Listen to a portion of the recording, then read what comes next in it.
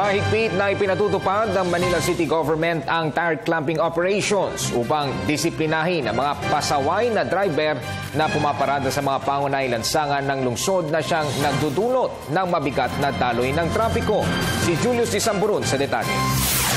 Aabot sa 30 sasakyan ang nalalagyan ng tire clamp araw-araw sa lungsod ng Maynila. Sa kabila ng ipinapatupad na ordinansa ng lungsod na bawal pumarada sa mga major roads. Tire clamping ang siyang pamamaraan ng lungsod upang hulihin nagkamali sa batas trapiko. Ika nga ni Manila Mayor Joseph Ejercito Estrada, walang sisinuhin sa panguhuling ito. At para maalis ang tire clamp sa iyong sasakyan ay kailangan mong magmulta ng 700 piso. Dahil sa datos na ito, mas lalo pa ngayong palalakasin ng pamahalang lungsod ang kanilang operasyon laban sa mga pasaway ng motorista gaya ng mga illegal parked vehicles, gayon din sa mga illegal vendors at mga pedicab drivers na makakadagdag sa mabigat na trapiko sa lugar. Idiniin ni Manila Vice Mayor Isko Moreno na seryoso nilang ipinatutupad ang clamping operations. Ilan sa mga tinututukan ng city officials na maging maluwag sa trapiko ang United Nations Avenue at Taft Avenue. Ngayon, sa mga community roads, as long as hindi siya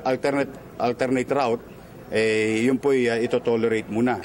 Pero yung mga roads, perpendicular roads sa major roads, as alternate route ay hindi po pwede. Madami naman aniyang parking area, pero ang problema ay maraming ayaw sumunod dahil nalalayuan sa kanilang pupuntahan ang kanilang pinagparadahan. Susuportahan din ng LGU ang planong Metropolis Unified Traffic Management System. Sa sistemang ito, isang ahensya na lang ang maninikit, magtatakda ng multa at magpapatupad ng batas trapiko. Sa paraan ding ito, mawawala na ang bata-bata, palakasan o name-dropping system sa daan. Para isang batas, isang ticket, isang huhuli, isang pupurihin, isang pagagalitan ng tao. Magkakaroon ng sense of responsibility, mawawala yung mga turu-turuan. Ay, hindi amin yan. At the end of the day, we have to build more roads, more skyways, more public transport. Bukod dito, magdaragdag din sila ng mga closed-circuit television cameras upang mabantayan ang sitwasyon ng trapiko sa Maynila, gayon din ang kaligtasan ng publiko, lalo na ngayong magpapasko. Para sa Telebisyon ng Bayan, ako si Julius